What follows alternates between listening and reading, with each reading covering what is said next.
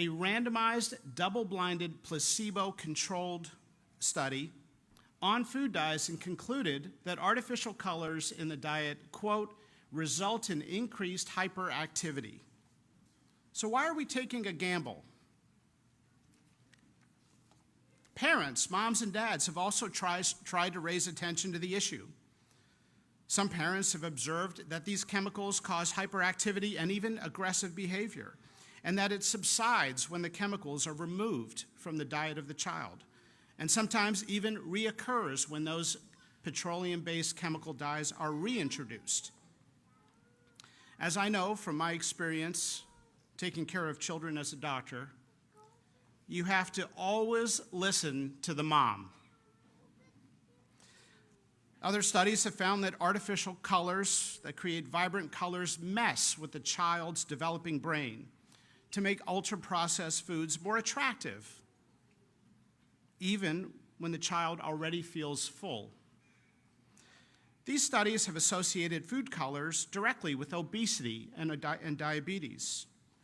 Well, America's children are sick and suffering. 41% of children have at least one health condition, and 1 in 5 are on medication. The answer is not more Ozempic, more ADHD medication, and more antidepressants. There's a role for those medications, but we have to look at underlying root causes. The F in FDA stands for food. Now, there's no one ingredient that accounts for the child chronic disease epidemic.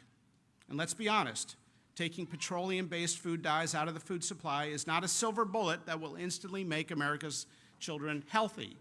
But it is one important step.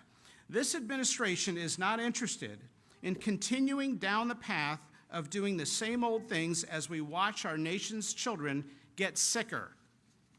We need fresh, new approaches. Cancer and diabetes in young people is going up at an alarming rate, and nobody seems to know why. We have to turn our attention to underlying causes, such as chemicals and toxins that children are exposed to, not just more insulin and chemotherapy. And let's not forget that the best way to lower drug prices is to stop taking drugs we don't need.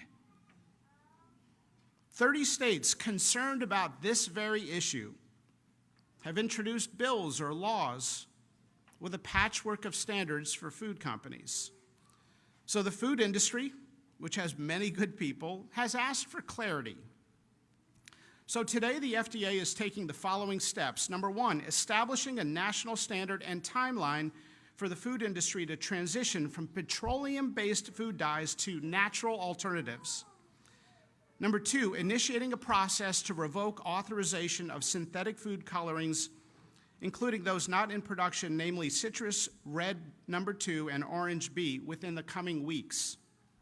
Number three, taking steps to eliminate the remaining 6 synthetic dyes on the market from the U.S. food supply, specifically red dye number 40, yellow dye number 5, yellow dye number 6, blue dye number 1, blue dye number 2, and green dye number 3.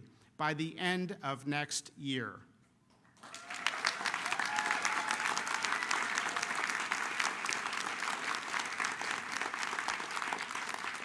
We are also requesting food companies to remove red dye number 3 sooner than the 2027-2028 deadline previously announced. These steps that we are taking means that the FDA is effectively removing all petroleum-based food dyes from the U.S. food supply.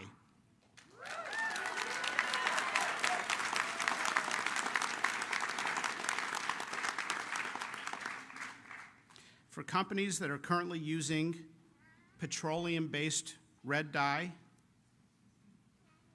try watermelon juice. Or beet juice.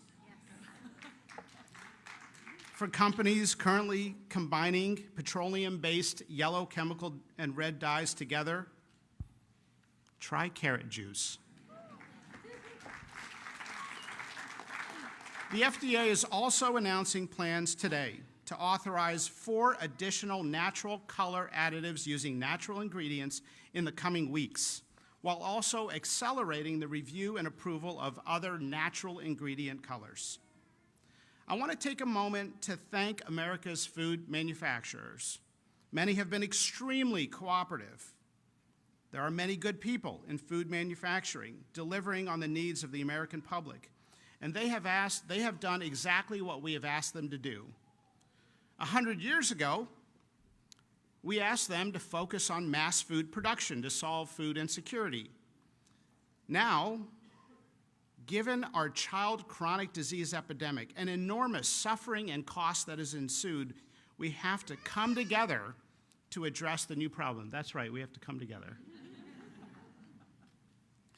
If we can get beyond the tribalism in our society, rampant in our culture, we will realize that we all want the same things. Republican, Democrat, and independent moms showed up in high numbers to vote for President Trump on this very issue that Secretary Kennedy has championed. Moms across America have spoken, and they want more honesty and humility from our nation's healthcare leaders. And if we're being honest, ADHD is not a genetic problem, and our obesity epidemic is not a willpower problem. It's something that adults have done to children. I was reading a New England Journal of Medicine article recently, came out in January, referring to the chronic disease epidemic in children, specifically infertility, diabetes, obesity, attention deficit disorder, and many other health problems. And it referred to that group of problems with an interesting term. It called them non-communicable diseases of children. Non-communicable diseases. Well, actually, they are communicable, but kids are not getting these diseases from viruses or bacteria. They're getting them from using their phones and ultra-processed foods and chemicals and toxins that we have introduced into their world. Gandhi once said, the true mark of a society can be found in how it treats its most vulnerable members, including children. Secretary Kennedy has said that he would instruct the FDA to examine concerning ingredients in the nation's food supply, and today we are delivering on that promise.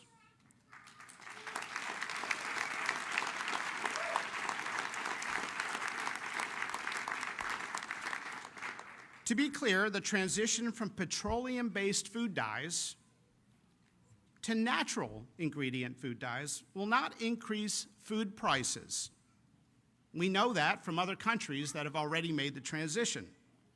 It's not an opinion. Today's announcement fulfills the administration's promise to use both gold standard science and common sense.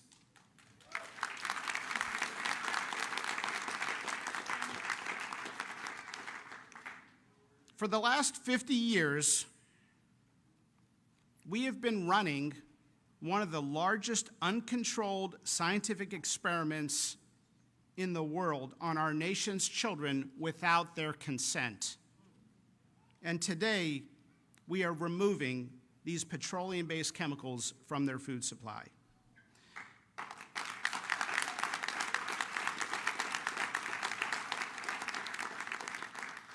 In summary, we are simply asking American food companies to replace petroleum-based food dyes with natural ingredients for American children, just as they already do for children in other countries.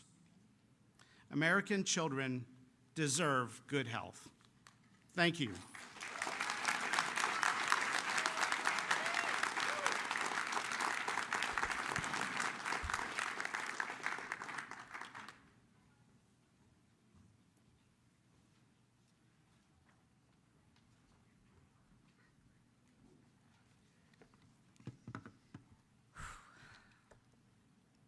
For over a decade, I have said the FDA is asleep at the wheel. And now I can stop saying that.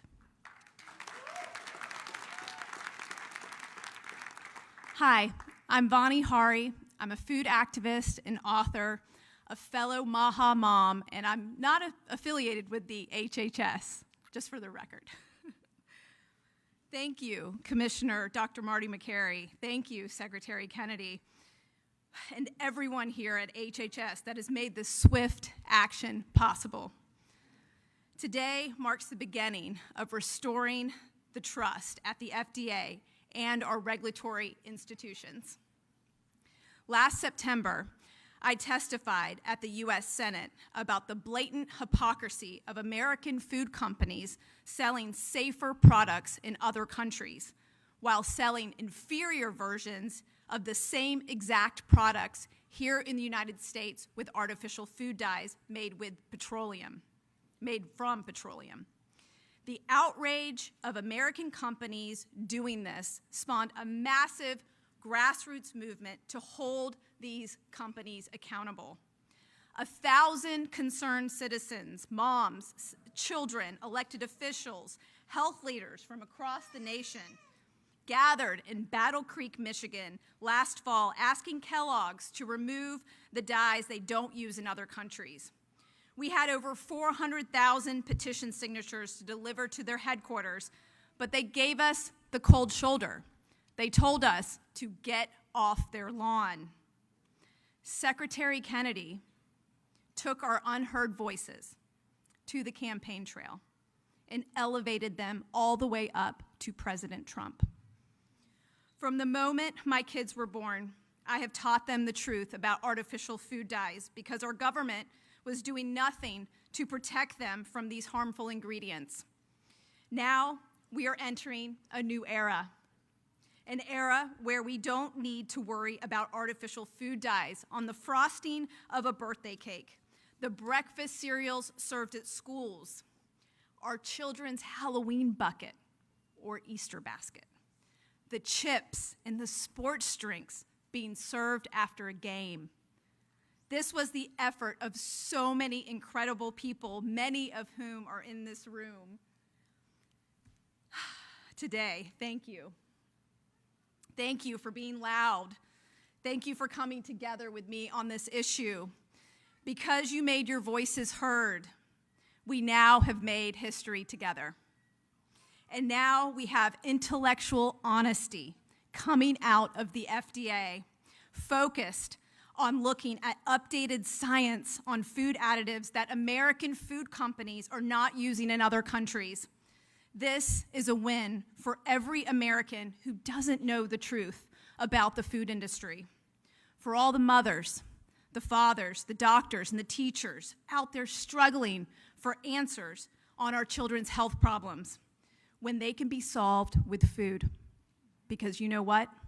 Food is medicine. Thank you very much.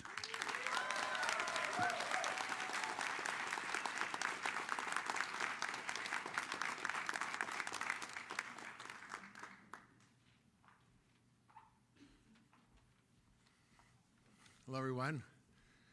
Thank you, Mr. Secretary, Commissioner Makary, Governor Morrissey, and the rest of the crew here to fight the good fight. And I was reflecting on a friend of mine who was a pediatrician who once said that if a foreign nation was doing to our children what we are doing in America, we'd go to war to protect them. And I think we don't need to do that anymore because we have a champion in Secretary Kennedy and Commissioner Makary to really make a change that we need in America. I'm Dr. Mark Hyman. I'm a practicing physician. I'm speaking on behalf of myself and not HHS. I'm a lifelong advocate for addressing chronic disease through food. And I'm here today because our food system, specifically our regulatory system for food additives and dyes, is failing to protect the health of the American people, especially our children. Every day, Americans consume thousands of chemicals in our food, many of which have never been independently tested for long-term safety. Artificial dyes like red 40 and yellow 5, emulsifiers, preservatives, and so-called natural flavors have been linked in studies, many studies, to behavioral issues, to metabolic dysfunction, to inflammation in the body. And these aren't just theoretical risks. We're seeing rising rates of chronic diseases linked to food dyes and other additives like ADHD, obesity, autoimmune diseases, allergies, endocrine disruption, and even cancer. The highest levels of scientific evidence shows that these food dyes cause increased hyperactivity, reduced attention span, irritability, sleep disturbances in both children with and without pre-existing behavioral disorders. Now, these effects can occur at doses within the range of typical consumption for many kids, which is often in the many milligram doses. Is it any wonder that there's been a 1,000% increase in ADHD since 1970? 1,000%. No parent should have to guess whether the food they're giving their child contains substances banned in Europe but allowed here. No doctor should watch their patients struggle with chronic illness tied to ultra-processed food and be powerless to change it because our food policies lag decades behind the science. It's time, and it is time, it's happening, that the FDA and HHS is demanding full transparency, independent review, and science-based safety standards for every substance added to our food. Americans deserve a food system that protects their health and not corporate interests. Thank you.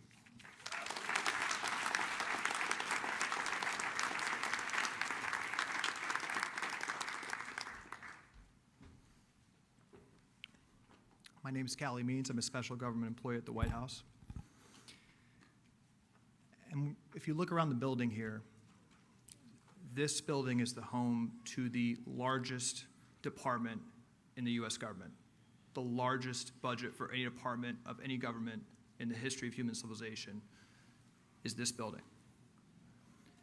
And 90% of that spending is because we are poisoning our population with chronic disease. 90% of the spending from this building, and the spending from this building is 5 times what it is in Spain per capita, 4 times what it is in Italy.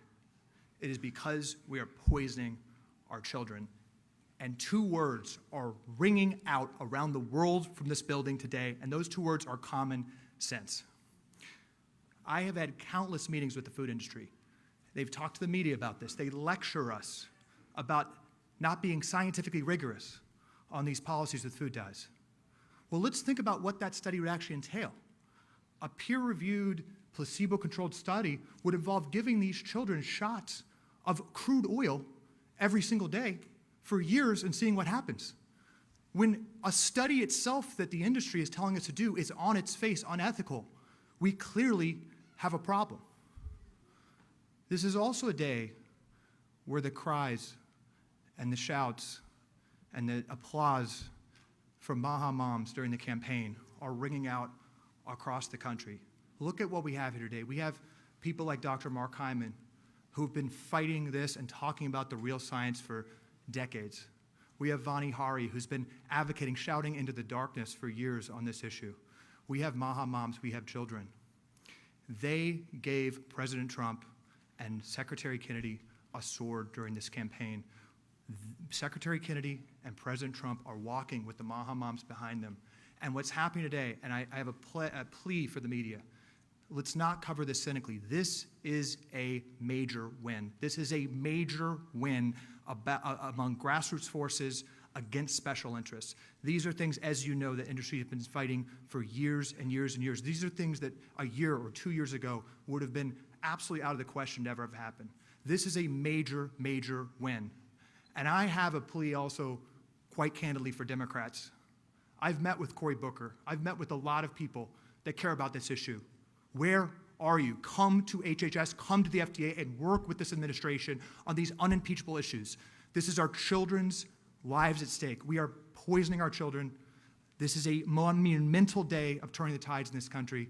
And I just want to introduce the Speaker of the Utah House and recognize the incredible state leadership. 25 states around the country, inspired by Secretary Kennedy, inspired by President Trump, who've passed Maha bills and given the leverage for the federal government to be here today. So I want to introduce Speaker Mike Schultz.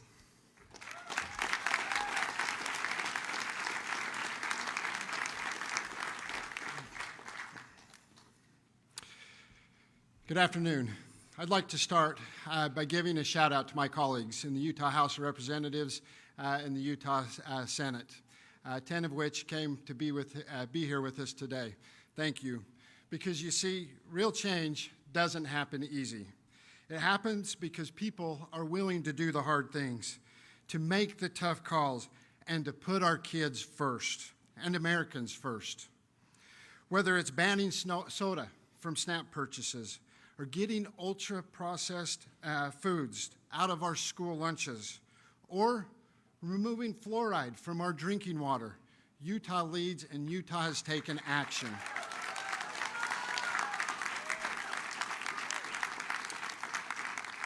This year, we passed a ban on dangerous chemicals and synthetic dyes in school lunches. In fact, one of our largest school districts has been doing this for 3 years already, showing that we can provide a healthy environment for our kids without overburdening our schools and our school systems. These decisions aren't easy, and they're not always popular. But the mark of leadership is doing the right thing, even when it's hard. Secretary Kennedy can attest to that. While we're proud of the work we've done, we know that this fight isn't over. And it's not won in a single session, or in a single bill, or by a single state. It takes collaborative, sweeping approach to bring people together, local, state, and federal governments, all pulling in the same direction. That's why we're grateful for the growing partnership between the Utah Legislature and the Department of Health and Human Services. It's the kind of collaboration that gets things done and moves the ball forward. We appreciate the support, and we really respect the leadership in this room, especially Secretary Kennedy, and we're excited to keep the ball moving and to keep things going.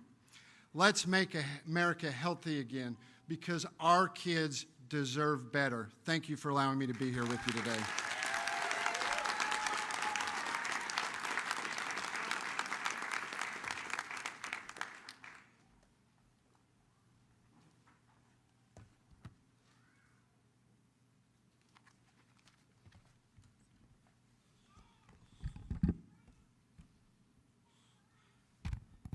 Well, good afternoon. What a wonderful time to be here at HHS today. I just want to start out and thank the Health and Human Services Secretary, Robert F. Kennedy, for his vision and for all the amazing work that he and his team have done in just a very short period of time.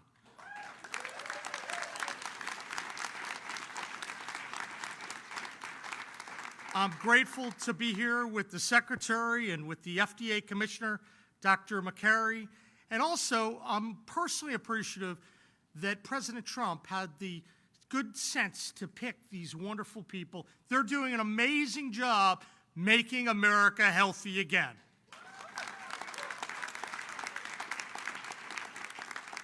I also look around this room and I see a lot of leaders of the MAHA movement and their mission of making their states and their country healthy again. And I know there are some people here from West Virginia, some of our leaders who really led the way for the recent legislation, which maybe had something small to do with why we're here today. So Senator Barrett and Senator Chapman, and there are a couple other folks here. I'm just grateful for your leadership on the ground, because when we win on all these issues, we win as a team, and we have a great team here today. Now, when we think about the MAHA movement, we think about how we can make Americans happier, healthier, and living more purposeful lives. At the end of the day, this is an opportunity for everyone to live a little bit longer, spend more time with purpose and with friends and loved ones. In West Virginia, just last month, we launched what I called the 4 pillars of a healthy West Virginia. That's to reverse some of the negative healthcare outcomes that have plagued our state for far too long. Pillar 1, big part of why we're here today, it's cleaning up our food. I want to get the crap out of our food and improve the quality of school meals.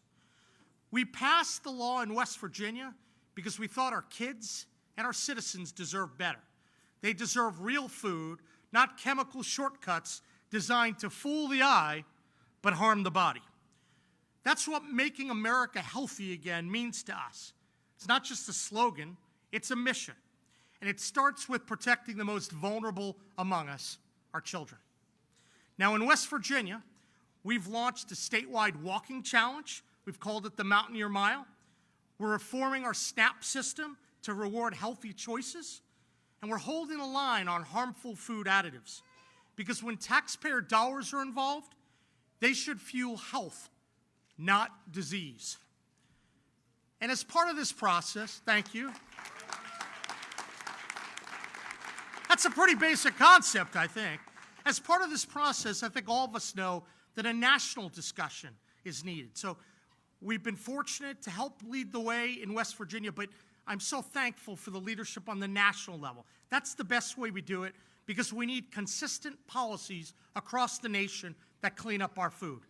So we're appreciative to Secretary Kennedy and the Trump administration for the bold steps to begin removing harmful dyes in food products across the country. I think it's going to protect kids who often fall victim to these processed foods. West Virginia, we're committed to helping lead the nation toward a healthier future. Let's go clean up our food, let's lift up our families, and let's move our country forward. Thank you, and let's get to work.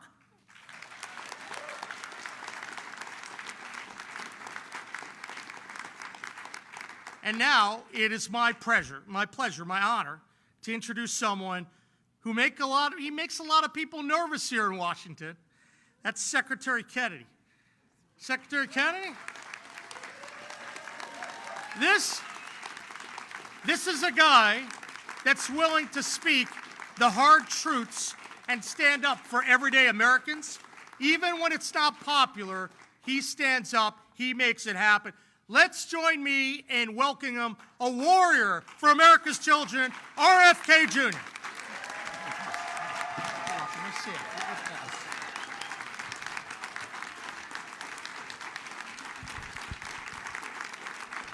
Thank you, Governor Morrissey. Thank you, Speaker Schultz. Thank you to Dr. Mark Hyman, who's been my friend and partner on these issues for over 20 years. Thanks, Vonnie Harry, who's been an extraordinary leader. And then Marty Makary, I'm so grateful that you agreed to join the administration. And Jay Bhattacharya, will you guys come up here and stand behind me? We have an amazing team at HHS. When my uncle was president in the 1960s, we had the healthiest people in the world.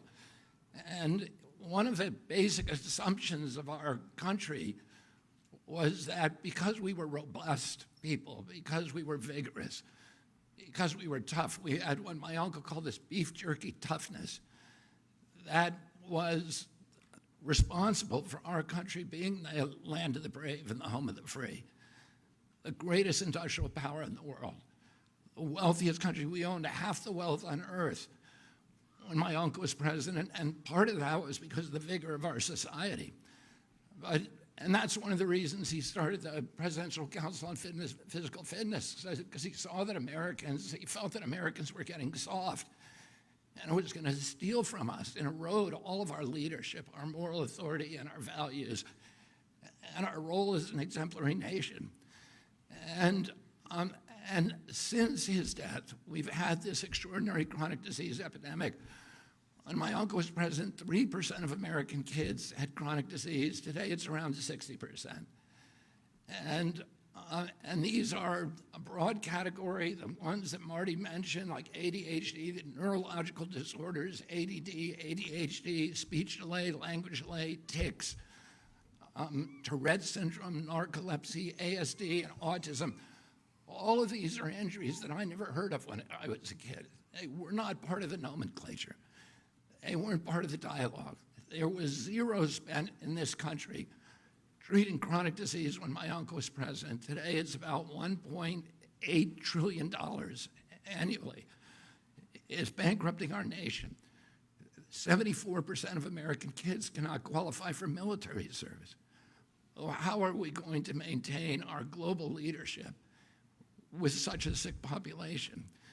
We have all these autoimmune diseases, these exotic diseases. And again, I never heard of juvenile diabetes, rheumatoid arthritis, lupus, Crohn's disease, and 100 others that were just unknown when I was a kid. I never knew anybody with a peanut allergy.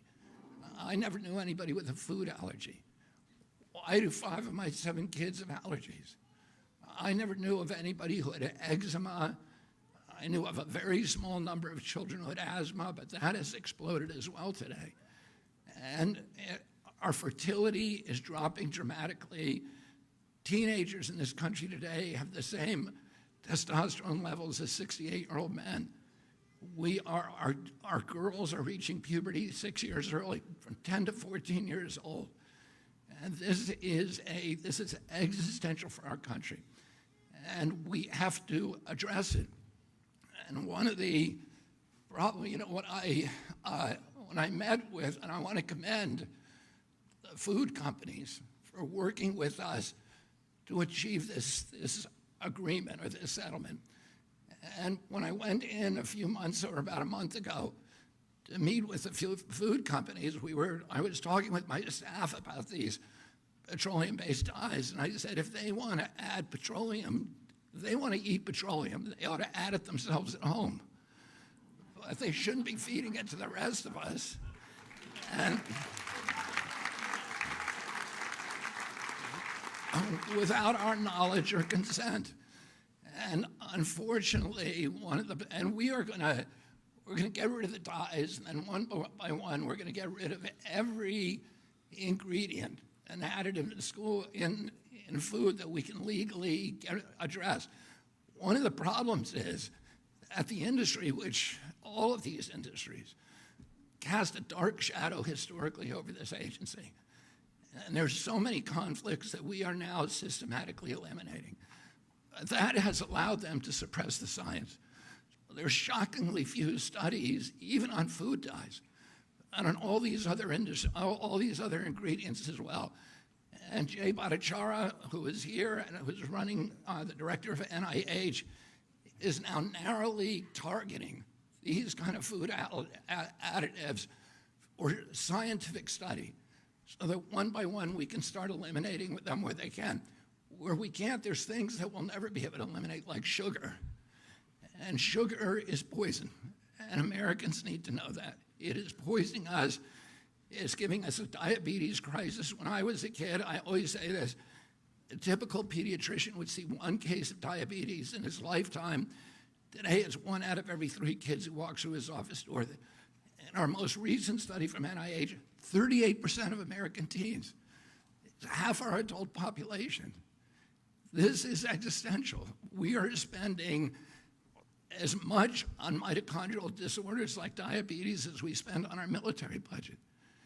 We can't continue to exist like this.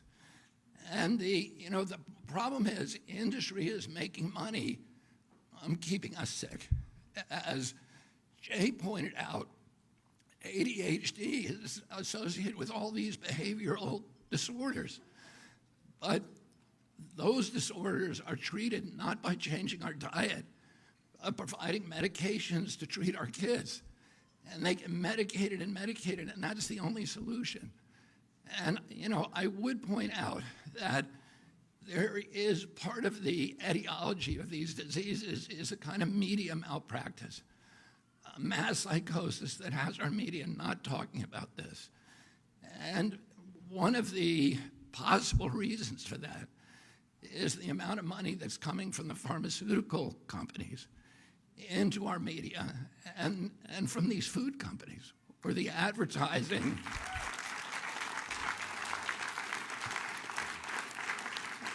the advertising has at least plays a factor. So that revenue, that extraordinary revenue stream, in disabling their capacity or their inclination for skepticism and for critical thinking. So Americans don't know what they're eating, and they don't know the implications of those things. And for those products, Mark Hyman says in his book, the 10-day sugar detox diet, which I'll give a plug to, is a very good book. He talks about how dangerous sugar is and how it's as addictive as crack. And our children are addicted to it from when they're little kids.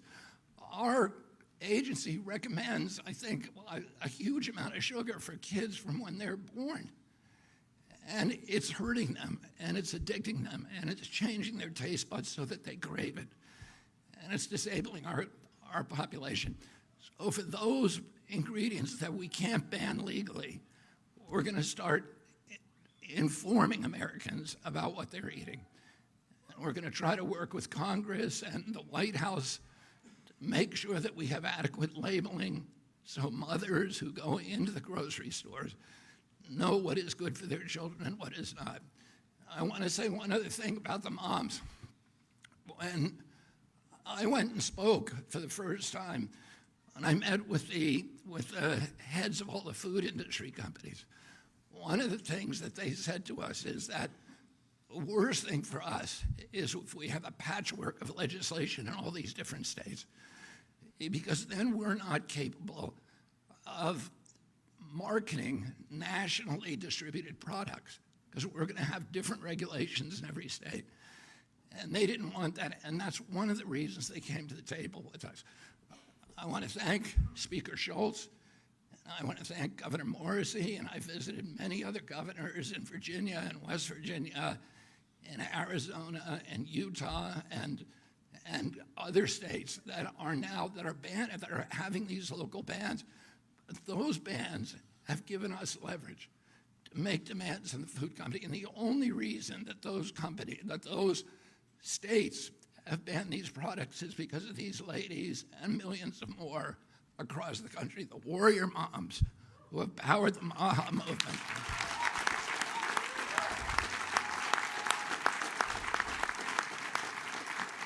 And I just want to urge all of you, it's not the time to stop. It's the time to redouble your efforts, because we have them on the run now. And we are going to win this battle. And 4 years from now, we're going to have most of these products off the market, or you will know about them when you go in the grocery store. So I want to thank you.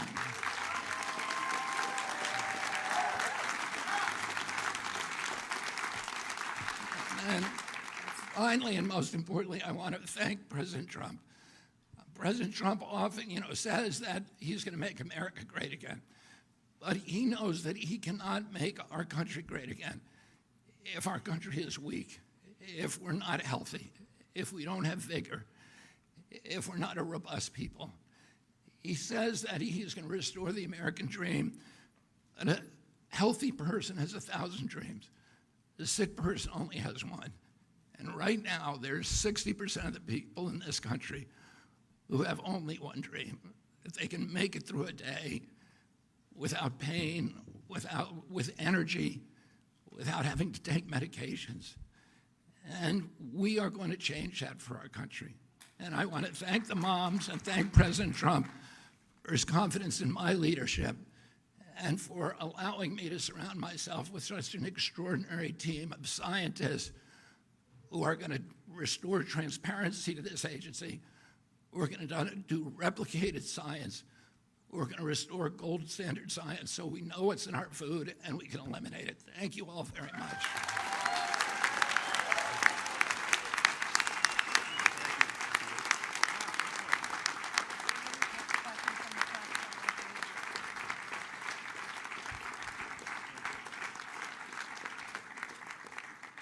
Thank you, Secretary Kennedy. Thank you to everyone for being here, and thank you to the press for attending today. We're going to take some questions from the press. If you can please say your first, last name, and outlet when I call on you, that would be great.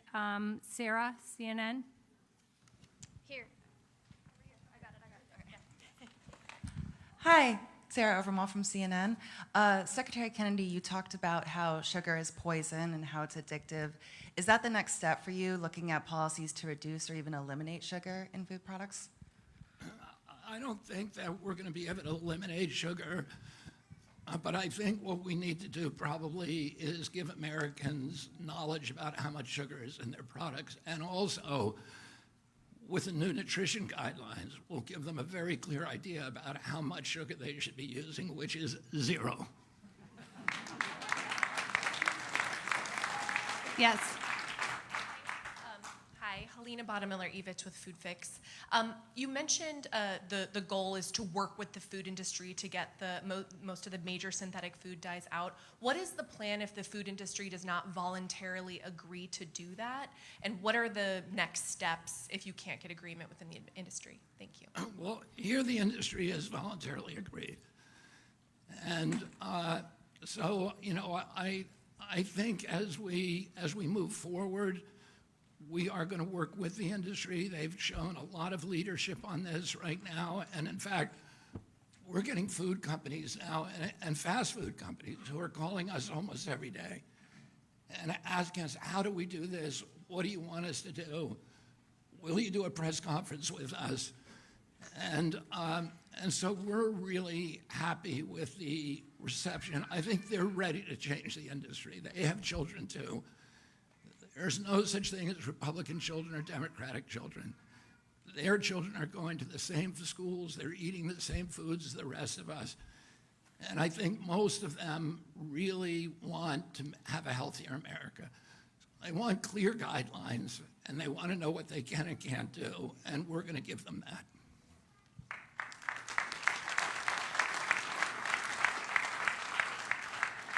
Yes.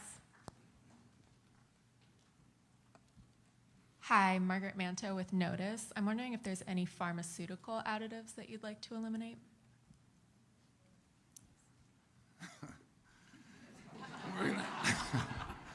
We're gonna start on that next. I don't have anything particular there.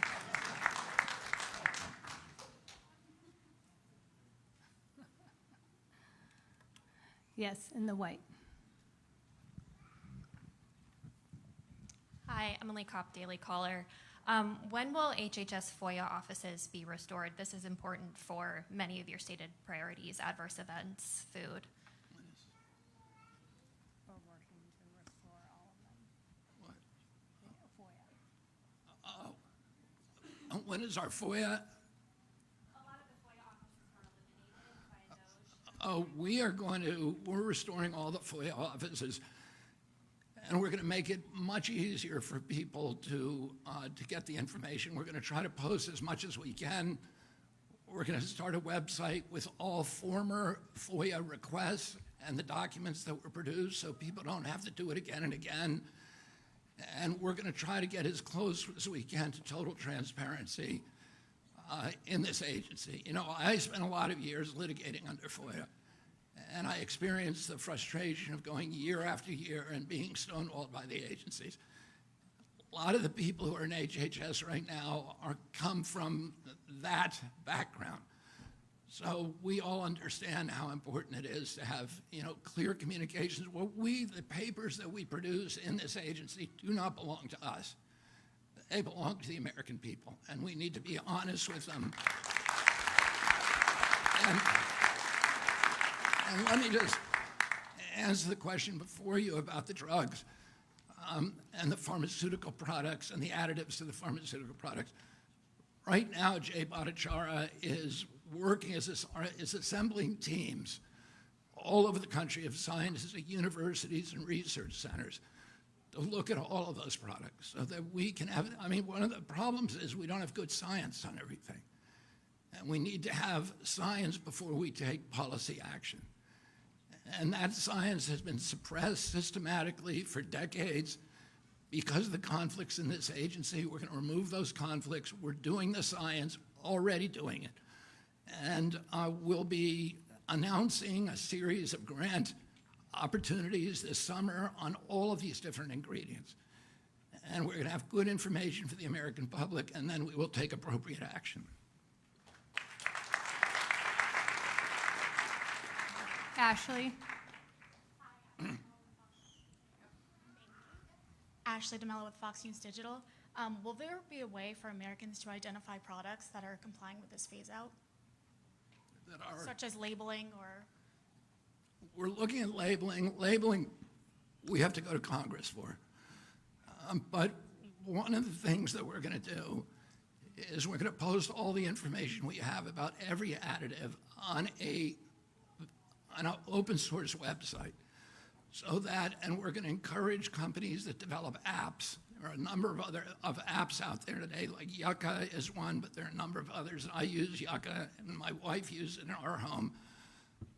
Those apps, then you can use, those companies will develop apps in the private marketplace so that mothers can go in, they can scan a barcode of every product in their grocery store, and they can know what's in it and what's not. Thank you. Jan?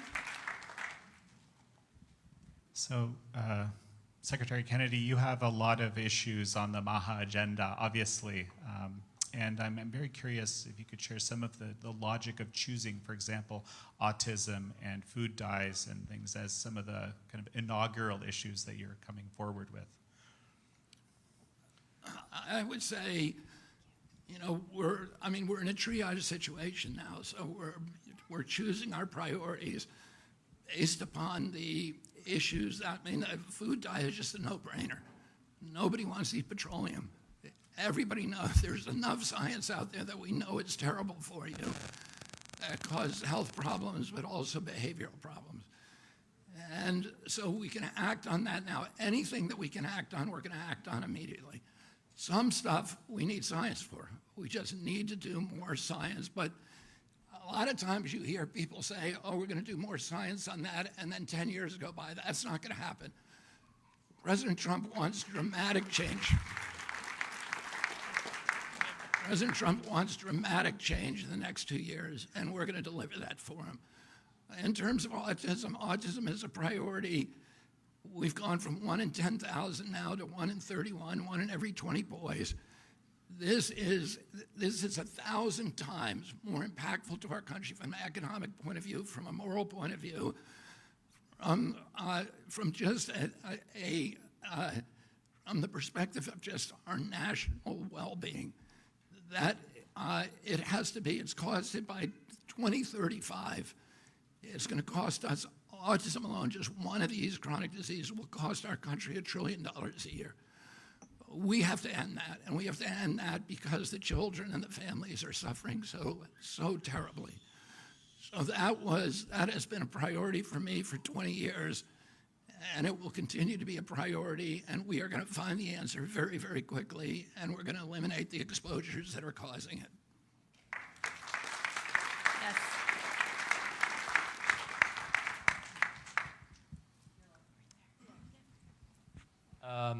Secretary Kennedy, Issam Ahmed here from Agence France Presse. Just on the political dimensions, do you sort of give credit to the former President Joe Biden for getting the ball rolling with Red Dye 3? And as far as the labeling goes, you mentioned you have to go to Congress. Are you in discussions with lawmakers on both sides of the aisle regarding improved labeling around food? Thank you. We have not yet. The time has not yet come for us to put our legislative proposals before Congress. Labeling will be a top priority proposal for us. In terms of the credit, I credit President Biden for getting it done. I wish it hadn't taken him to 1 week before I came into office before he did it. Let's give credit where credit's due. Okay, one more question right there in the pink. Thank you, Secretary Kennedy. Cheryl Gay Stolberg from the New York Times. I just want to make sure we understand the parameters of this agreement with the food companies. Do you actually have a settlement with the food companies and a formal agreement for them to adhere to these guidelines? And if so, why don't we have anyone from the food industry here? I would say we don't have an agreement, we have an understanding, but I'm going to let Marty take this question. Thank you. Thank you, Mr. Secretary. You win more bees with honey than fire. Good to see you, Cheryl. And so there are a number of tools at our disposal. And so I believe in love, and let's start in a friendly way and see if we can do this without any statutory or regulatory changes, but we are exploring every tool in the toolbox to make sure this gets done very quickly. And they want to do it. They want to do it. So why go down a complicated road with Congress when they want to do this? They don't want to deal with a patchwork of 30 different state plans. We've had wonderful meetings with the food industry. I've been amazed, and they are eager to do this. They are good people. As Secretary Kennedy has said, they have kids too, and I think we all want the same thing. Thank you.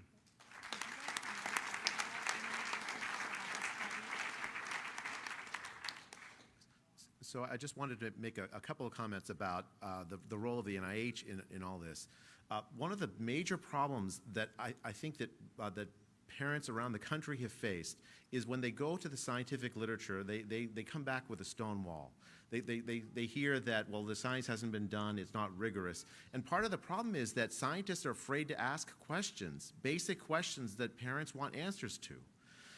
Secretary Kennedy has asked me to, for instance, to initiate a study on autism, the cause of the rise in autism. It's a question that is at the front of the minds of so many parents across the country worried about their kids. And yet, scientific progress on this has been slow because scientists are frankly scared to ask the question.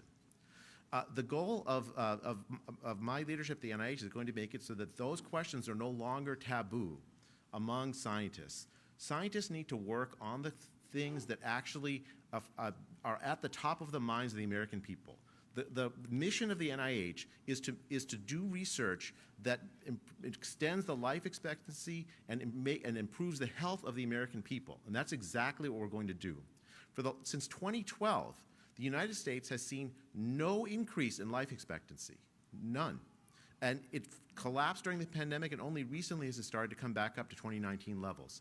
That is a situation that is a catastrophic failure of the American public health system, and it frankly is also a failure of American scientists to address the key drivers of this enormous chronic disease crisis we're facing. And I'm really grateful to Secretary Kennedy for his leadership, and I'm grateful to President Trump for his leadership in giving us the opportunity to turn the ingenuity of American scientists to the questions of how to improve American health and to make America healthy again. Thank you. Thank you, everybody.